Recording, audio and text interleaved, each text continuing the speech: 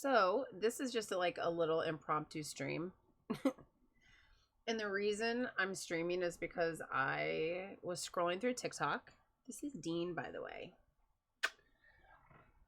Here, honey, go lay on the bed. Okay. I was trying to get some ferret cam going to have the ferrets running around, but whatever. There's going to be a lot of noise in the background because literally I was just planning on like chilling like a villain and just doing whatever.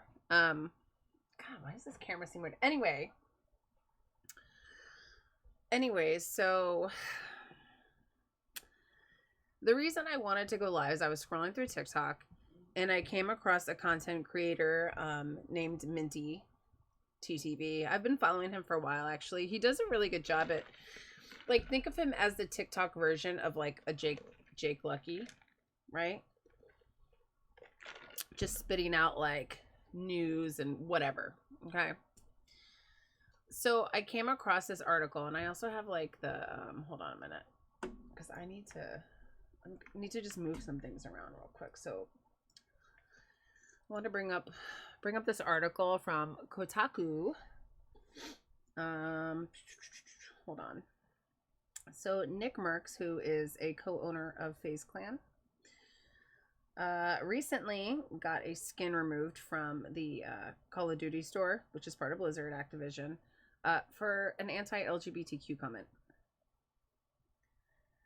Now, it wasn't particularly anti-LGBTQ, but it was very bigoted. And his tweet echoes the same, like, willful, ignorant type of commentary that you would see from extreme right wings. People that are using the LGBTQ community to say, oh, we need to fight for the children, when it's just hypocritical. It has nothing to do with the kids. They're just looking for people to attack. But I don't want to get too extremely political. I'm not a right-wing person. I believe in inclusivity, equality for everybody. Like, I just care about people, and I want everybody to be seen and accepted. That is where I come from. So I do not identify at all with these extreme, willfully ignorant right-wingers. I just do not at all. But hold on, I'm trying to find this freaking thing. Good gravy. Where am I? What am I doing? Mainstream. God damn. Here we go. Culture of Gaming. All right, so I want to show you this beautiful thing. All right, here we fucking go. All right, so here we go. Hold on, also, because I feel like my camera's too big and it gets in the way sometimes. Or maybe I should move it up here. I don't know. Should we just fucking... Whatever. Anyways, the point is, here's the article that started it all. Okay, here's the article. Here's an article about what had happened. So Activision pulled Call of Duty skin based on the hugely popular Nickmercs after he made blah blah blah. Let's see. So I don't know who Puckett is. Whatever. I think he's like a broadcaster, like an esports broadcaster or something. And he's saying that this attack, this protester attack, so the anti-LGBT protesters attack pro-LGBT demonstrators outside. Hold on, it's loud in here.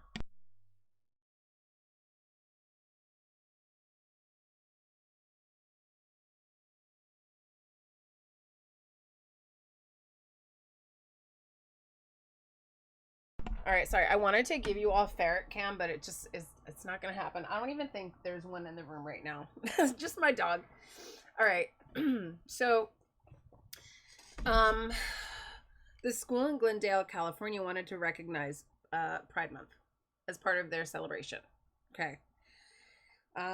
So I guess the school wasn't going to, so there were people advocating for it, protesting for it, and then people that didn't like that were then protesting against the protesters. So it was just like a hot fucking mess. Basically, it's just breeding ignorance and hate. That's like all it really is. Because here's how I feel about it, okay? Acknowledging Pride Month would be the same as acknowledging Black History Month. It's the same as acknowledging the fact that not everybody celebrates Christmas, and we celebrate Hanukkah, and then we recognize Kwanzaa, and we celebrate Ramadan and the Chinese New Year, and we get rid of Christopher Columbus Day because he's a scumbag human, and we take that time instead to celebrate Native American history. That's progression. Okay, that is called recognizing and acknowledging that other people besides white Anglo-Saxons exist in the world. It's normal. It's evolution. Like, being inclusive and recognizing and acknowledging that other people exist around us, that's a good thing. Okay, it allows us to be more than what we were siloed in. It allows us to educate ourselves, become more cultured. All good things. All good things. So I will never understand the mentality of people that choose to be willfully ignorant and decide, you know what? I'm good with just acknowledging that I think only white people matter. Because that's exactly what this kind of rhetoric is. It's the same kind of ideology. They should leave little children alone, he said. This has nothing to do with like little children. I don't know if he realizes this, but there are kids who currently exist in schools who might have two dads, might have two moms. Are you saying that they're irrelevant and they shouldn't be acknowledged? There's kids living every single day who already realize that they're either gay or lesbian or whatever. Like, to not acknowledge it is a problem. I just don't understand the mentality. I'll never understand that. Taco! I would love to sing, but unfortunately I can't because of my vocal cord issue. I probably shouldn't even be live right now, but I have no choice. Like, my voice is slowly coming back, but I cannot sing. Like, I literally cannot sing. I try, but I can't right now. But I would love to, trust me. Once this vocal cord thing works itself out, it will go. It will go away. That's like as far as I can go. That's why I haven't really been going live, because my voice is really hurting. As I drink Dunkin', which I shouldn't be doing. But anyway. So here's the other issue is, like, I don't want to hate Nickmercs. I really don't. And I've hemmed and hawed over this because, like, I like to align myself with people who make me feel like I like them. I want to be part of them. I want to be their friend maybe someday. I don't know. That's like how I think about it, right? Like, I would not want to follow somebody that totally opposes all of my views to the point where it's like saying I prefer hate over inclusion. Like, that's just what this is saying. This guy is just saying basically that he does not agree with diversity and he doesn't agree with equality. And I don't know that he realizes he's doing that. I don't think he realizes how very bigoted his commentary actually is and how it is furthering this rhetoric that gays and trans and drag queens and all of that, they're like a detriment to society, because they are not. They're existing in this world just like any other human being. Like, and they've existed for a very long time. So I don't get this. But here's the thing that really is bothersome to me with Nickmercs, okay? And this is going to show you.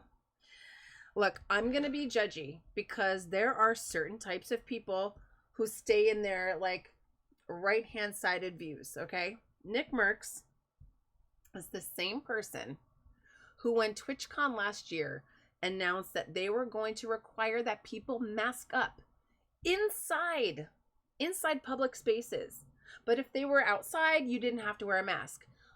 People lost their shit over that. Like, oh my God. It's not like they were mandating vaccines. They just simply were requiring people to wear masks indoors where you're in close vicinity of other people. And why is that? Well, we were just getting out of a pandemic and there was a huge spike in COVID cases in California at the time. So it was the smart move of them. It was the smart move of them to do that, because you got to cover all the bases. And first and foremost, you have to protect people's health as best as you possibly can. So you have to put those rules in place. So Nickmercs said, fuck you, TwitchCon. You're bullshit. You're woke. You're too woke. God forbid that we acknowledge that this shit is actually happening in the world. We call it woke. Like, first off, people need to stop using that term incorrectly. Just stop being stupid. Stop being ignorant. Okay. I'm mean right now, but I'm just so sick of it. So Nickmercs said, fuck you, TwitchCon. I'm going to host my own party. Everyone's invited. You don't have to have a vaccine and you don't have to wear a mask. And we're all just going to party. And I'm serious. I'm wondering how many people actually came back with COVID from that. Okay? It's irresponsible behavior. This is irresponsible behavior. And this is why Blizzard made the best fucking move by removing his skin from that store, because it's a fuck you to bigotry. I am so, like, I have to say too, all right, so I'm just gonna like change this up a little bit. He doesn't apologize for it. He meant what he said. Fine, that's cool. That's cool. But yeah, like, the thing is, this is not what I wanted to use. Hi, I don't know what I'm doing. See, there's a song for you. I just can't get behind this behavior. I just can't. And like, I don't know if people have seen already, like, the dumpster fire that FaZe Clan has become. You know, here's the problem. And I don't know if it's so much of a problem, but here's the thing. Their foundational organization was built on cancerous male bro culture behaviors. The same behaviors that Activision Blizzard has been accused of, but with a little essay involved, okay? When FaZe Clan owners decided that they wanted to sell parts of this company to other people, the financiers or whatever the hell you want to call them, they realized that in order for FaZe to be bigger and to be more accepted by wider audiences, they needed to make changes in their personnel. That means being fucking inclusive. That means bringing in women, which they did not have for the longest time. They would keep women in the corner as fucking content creators, but not as like the big streamers. It was always very male dominated, which is what you see in the gaming space anyway. And if Faze is a huge brand. They have great partnerships. But I'm telling you, these types of organizations that really highly promote bro culture are not going to last. They will not last. Because as the community itself evolves, people are realizing you have to cater to more than just the fucking neckbeards that want to drink Mountain Dew and eat fucking Cheetos all day. Like, there's women, there's the LGBTQ community, highly involved. Gamers, GAY, MERS, right? Like, those people are existing already in the community. And if you are a huge organization that has built its little empire on like huge brand partnerships and bringing really great content, you need to diversify it. If you do not diversify it, you're not going to last. And so if you missed the whole shit show that was FaZe Rain versus Grace Van Dien, who was just signed on because they needed some estrogen on their roster, talk about misogyny at its best, even though at its best, at its worst, at its best, whatever it is. And he sat and he doubled down. He said, I was not misogynistic. And here's the sad truth. Like, if you sit back as an objective person and you watch the two of them communicate, like, he just talks down to her. He just treats her like she's a nothing. Like, the gaslighting was disgusting. All right. I just really feel strongly that FaZe Clan is going to be, they're gone. They're done. They are fucking done. They are done. The only way that they will ever be able to bounce back from this is if they rip apart the organization at its foundation and rebuild and rebrand. FaZe Clan will no longer exist unless, the other thing is, the other co-owners, along with Nickmercs and Rain and whatever, if they sell back their pieces, FaZe can still exist as they are today. And then this other company can spin off and build its own separate brand, which I honestly believe they should just do. They should just do it, because I don't even think that the people who are partnering with FaZe right now are going to last or are going to stick with them. And here is a very common theme that I've been finding over the last 2 years. Slowly but surely, people, it's opening people's eyes to whether or not they want to align with certain brands based on behaviors and just ideologies that people have. Brands are trying to be smarter by aligning themselves with people who actually kind of represent their brand. And you cannot have representation if you don't acknowledge that other people exist outside of a certain demographic. That's a fail. That's business 101. We're also seeing that right now with Twitch. Twitch recently made some huge changes that the new CEO said, hey, basically we like fucked up. They were trying to really take away the ability for creators to have existing sponsorships outside of Twitch's own sponsorships and partnerships. So they were really going to make it hard for creators, but they're going back, and I guess they're rewriting things. But if you look into their terms of service, you're going to see very specifically within the advertising portion, big changes right there. You must read that. And I've called this out too. Twitch is recognizing a few things. I think that what has happened is that the former CEO just let anybody in with the partnerships and affiliates because they hit the certain criteria. And I think they're sitting back and they're like, wait a minute, like Twitch is actually a brand and we have partners that work with us and we hold people up to these certain standards, right? I'm not saying it's right or wrong. But if Twitch is highly reliant on their partners and sponsorships. So of course they would like to have streamers that also align with their same values. And obviously Twitch is a cesspool of everything. You got hot tub streamers and this and that and like, these bigots and whatever it is, right? So I think that they're realizing that they need to kind of like, they need to hone in their brand and they need to be more selective in who they choose as their partners and affiliates, because essentially those partners and affiliates are an extension of them. And they're finally recognizing that. And the previous CEO and whatever business was built behind that, like these guys are just going rogue. Like I'm an affiliate right now, but I don't like stream on other services or whatever. It's not like I have like big money at stake here. But there are creators who are actual partners and like they don't take partnership seriously because they do stream on other platforms, because obviously now they aren't making as much money on Twitch, okay?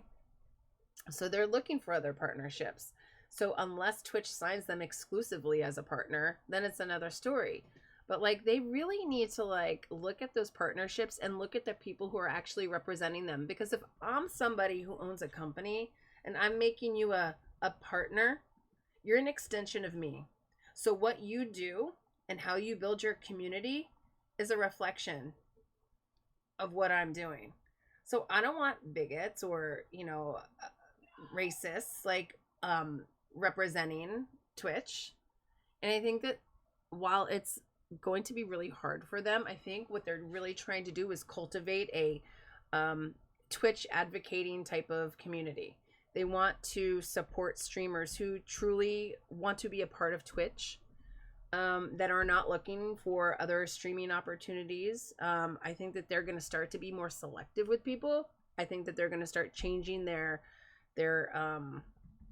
requirements to meet partner and affiliate standards. I think that's what's going to happen. And it's going to piss a lot of people off. A lot of people are leaving. A lot of people have already left to go to Kick because Kick said, you know what? Twitch is going to charge people $25 to leave their affiliate program. Not only will we cover that, but let's talk about paying people $16 an hour as a salary. But at what point do you become an employee of Kick? I think it's still too new. I think there's a lot of people having success because it's really great over there, but it's not going to last forever. It's not going to last forever because they're going to end up losing money. There's going to be so many people over there. They're going to be Twitch 2 Electric Boogaloo. It's exactly what's going to happen. They're going to have so much to deal with. And quite honestly, if I'm them, I'm already questioning whether or not like I want somebody like an Aiden Ross to be my poster child for my site. So, I mean, I would never move over there. Well, never say never, but it just does not look good. I'm not somebody that would like jump ship to go over there at all. I'm perfectly fine here, but I also want the ability to host charity streams, which might be an issue in the future. So I think what's happening is Twitch, see, I just moved from like the Nickmercs to the Twitch thing. I think Twitch is going to, again, be very selective in partnerships. So that also means charities. Now they're starting to implement all the bells and whistles. Let's see if I can actually find the Twitch blog. Twitch creative, creator, ooh, changes. Twitch abandons bad ad. Scrap streamers leave. What? Creator. Let's see. I can never find their blog. It's so impossible to find. Oh, blow. Twitch blow. Oh my god, I'm so dumb. Alright, let's see if it's on here. Oh, their blog. Okay, well, I did click on the blog. Oh, this is the blog. Oh, I'm such an idiot. Twitch help. They make it, like, impossible. Like, anyway. Whatever. I'm not going to find what I need here, so YOLO. It doesn't matter. Flohozen. Thank you for being here, friend. I'm sorry. I'm just seeing your chat now because I was, like, looking over to the left, to the right. But yeah, so like I really just feel like Twitch is not in a good place right now. Well, it's not that I don't think that they're in a good place. I think that they're actually being, as sloppy as it looks, I think that they are being methodical now. The new CEO in place, he's literally ripping everything open. He's checking under the hood and he's saying, why are we not as successful as we should be? Why are we losing money out the ass? And it's not because they're cutting the 70-30 split or the 50-50 split. That's not the reason. I also believe that Twitch has a responsibility to its platform users, to its creators, to share who all the partners and sponsors are, which I'm sure they're listed somewhere. I have a hard time navigating through their site because it's not. Okay, I have like, what is happening? Sorry, I have like a ferret that I think is like attacking. He's like, come here, Coco. Sorry. I have 7 ferrets. And my little albino is just making noise. She's just making noise right now. Yeah, so I think Twitch is they're checking under the hood. They're saying, where can we make changes? Where can we make meaningful changes? But their execution has been awful. So whomever they have that's putting out these posts, that's like, you know, writing up these articles, they need to I think they need to clean house a little bit. I'm not saying I want people to lose their jobs. I think that they just need to like button it up a little bit and really talk to people, talk to creators before they launch this shit. I think that they're forgetting. This is Coco. I think that they're forgetting. Hi, Deanie. I think that they're forgetting that it's a partnership. Twitch provides a platform, but if creators don't exist, they have an empty ass platform. Unless, here's the other idea I was thinking. I wouldn't be surprised with all the hullabaloo. I've just been wanting to use that word all day. It's been on my mind, so now I've used it. I feel happy now. With everything that's been going on between like creators getting salty with all the different changes and this and that, like, I would not be surprised if Twitch starts to employ streamers, specific Twitch sponsored streamers, to put out ads and to do all this other stuff. I think there's going to be a new arm of creators that are going to be either directly employed by Twitch or completely funded by Twitch, and they're going to be like their poster child for sponsorships and ads and everything else. Maybe that exists already that I don't know about, but I'm not really aware of it. But I also don't read every single blog that's put out because I hate to read. But I could see where they're going with this. you know, I really think that they have good ideas on how to get business up and running, but their execution is piss poor. Piss poor, you guys. And the other thing that I saw it is, you know, here's what, where is this fucking thing? I'm gonna show you right now. Hold on a minute. Hold, please. No, that's not what I wanted to do. Okay, here we go. Where is this? Unity. Okay. I already talked about these Unity guilds that they created, which is a fantastic idea. But again, poorly fucking executed. They took a poll of streamers, and by the way, they're not polling every single streamer on the platform. It's whoever decides that they want to answer a questionnaire or fill out the survey information. Not everybody's doing it. I think everybody should do it. Okay? They created Unity guilds, and they only did it with certain demographics. So they have 6 that they announced, which is, they have the Black Guild, the Women's Guild, Latin Guild. I think there's, well, hold on, wait a minute, they said 6. Did they not, where's the rest of them? Oh, they're the 6 leaders. I'm a dick. Okay. So they have the Black Guild, Women's Guild, Latin Guild. That's it? I thought that there was more than that. Anyways. All right, so great. You soft launched with 3. Okay? But here's the problem. Like, how dare you make community guilds when everybody can't even join? They're only opening it up to partners. So what in the fuck are you doing, guys? If you're trying to be inclusive, you cannot append exclusive rules. Like, you're defeating your purpose before it even hits the ground running. I'm actually curious at how successful these are right now. Because if you have guild leaders and you're only allowing partners to join the guilds, what the fuck else? Does everybody else not matter? Because that's what you're saying. You're saying affiliates don't matter. You're saying every other streamer on the platform that is not a partner doesn't matter. And that's a huge failure. Your small streamers are the ones that are really keeping you going. I know you have large creators, whatever. These small streamers, like, you're the go-to platform. I don't know if you realize this, but you are the go-to platform. Why? Because it's seamless. It integrates with everything. Twitch makes it very easy to stream, and they have that going for them. But when you put these types of things in place, like, the idea is so great to make streams more meaningful, to build an actual community, which currently does not exist. It only exists for a handful of people. You're shitting on everybody else who wants to be part of things. And that's terrible. That's like the worst possible thing you can do, especially if you're trying to build community. Fail, huge fail. Open up the guilds. Create more.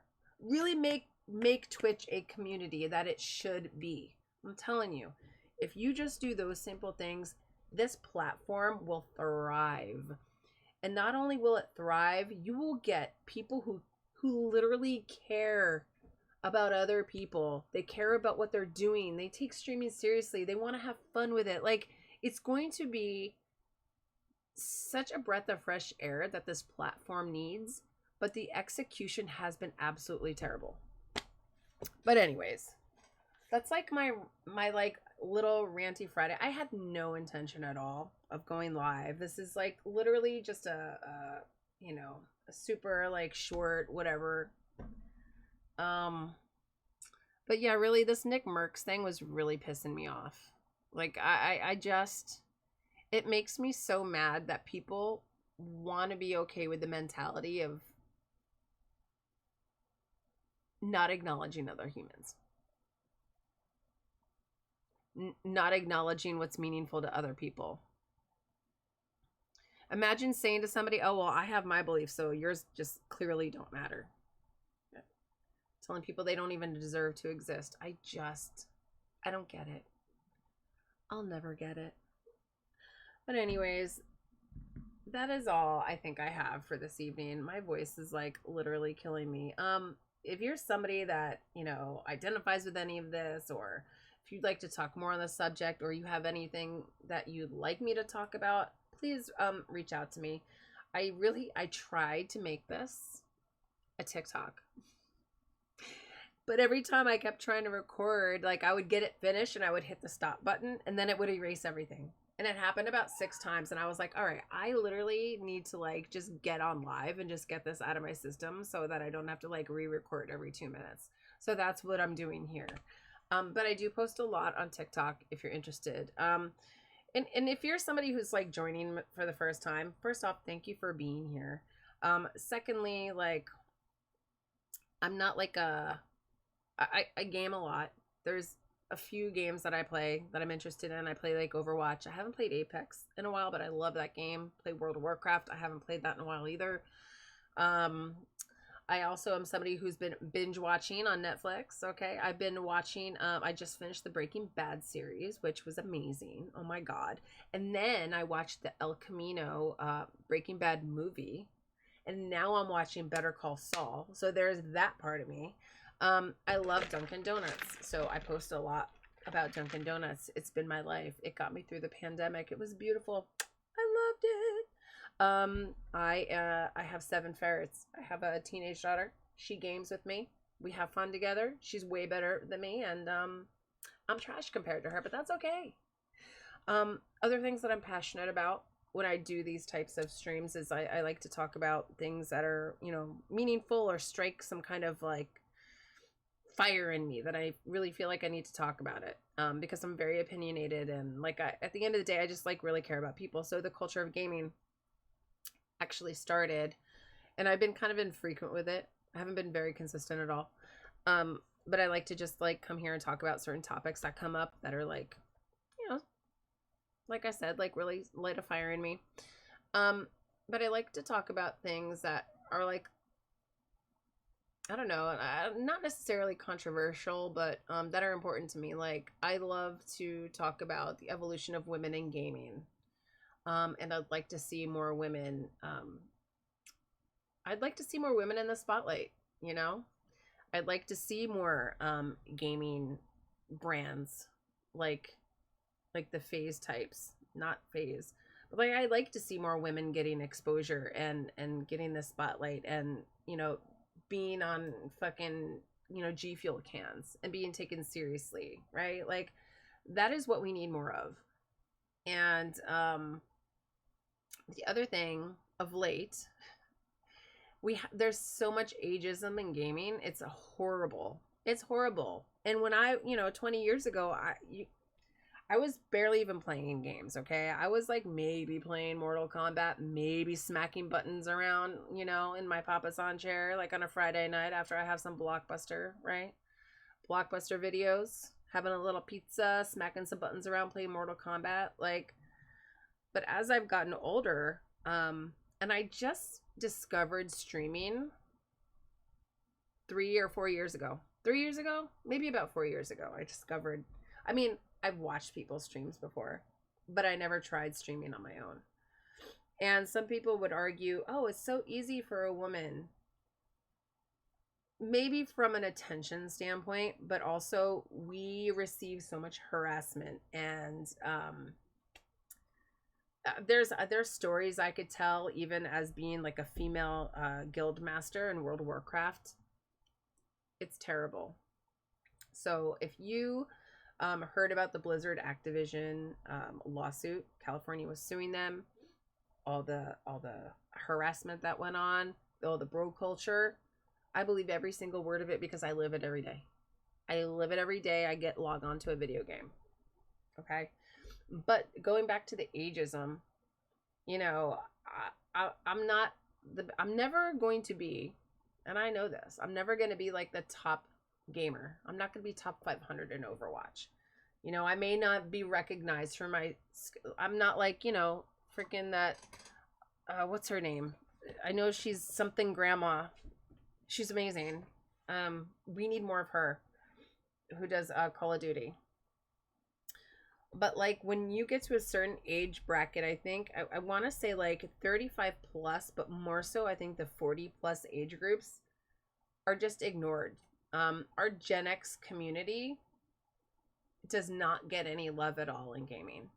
And that's something I would like to change. I'm passionate about that. I think we need to just obliterate ageism.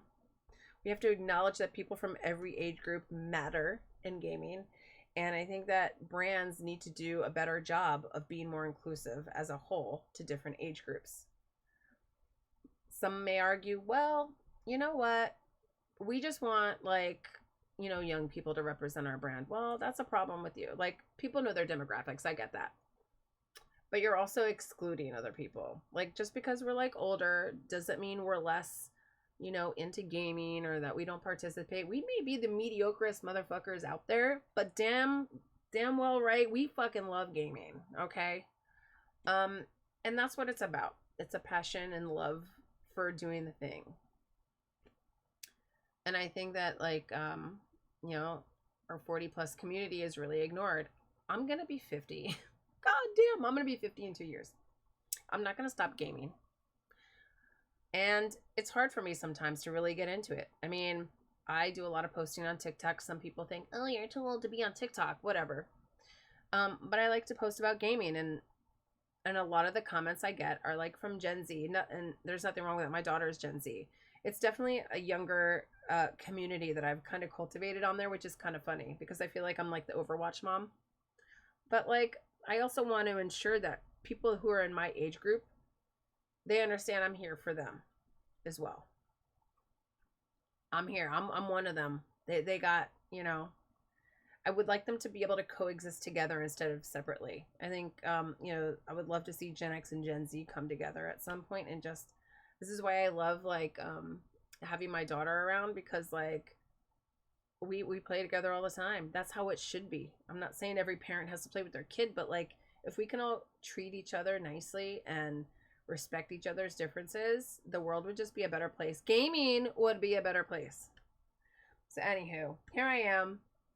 My little short, wow, it's only been 37 minutes. I feel like I've been talking for like an hour. But that's all I kind of wanted to share. So we talked about Nickmercs and his bigoted comment leading his skin to be removed from the Call of Duty store. We talked a little bit about Twitch and just being kind humans. At the end of the day, that's what it's all about. Just be kind to one another. Respect each other's. We can agree to disagree, but we don't have to treat each other like shit either. You know? If people did that more, if we just like let everybody coexist instead of trying to fight change all the time, it would just be a beautiful place. But anyways, I hope you have a great night. I appreciate you for being here. And I keep changing up my screen. I don't know, like, I'm all over the place today, but that's what happens when I have an impromptu stream and I'm just clicking buttons. It's exactly how I play video games. But anyways, have a really great night. Just remember, if you're going into a game, if you're going into anything in life, just try to be empathetic to people that you're dealing with. I think it's like really easy for us to get like pissed off when things don't really go our way, and I get it. But try to like put yourself in the other person's shoes and realize that not everybody's intentionally like out to get us. Sometimes it's just literal ignorance and they just aren't aware of what they're doing. Anyways, I'm not making excuses for everybody. I'm just saying we can all hone into our empathetic bone every once in a while. But yeah, just be good humans, and I hope you have a really great night, and I love you. Bye. Bye bye bye bye bye bye bye bye bye.